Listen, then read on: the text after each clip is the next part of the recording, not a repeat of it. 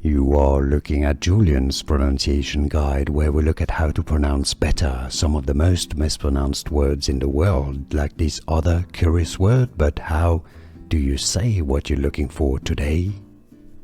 An interesting word.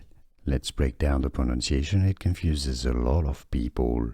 There's going to be two slightly different ways of pronouncing it: British English and American English, also known as baby's breath. British English UK pronunciation is as Gypsophilia. Yes, not Gypsophilia, but Gypsophilia. Gypsophilia, sorry, the I at the end, the last I, it's kind of silent for some reason. American English pronounces it with a more open R sound. Gypsophilia. Fairly similar. Now you know.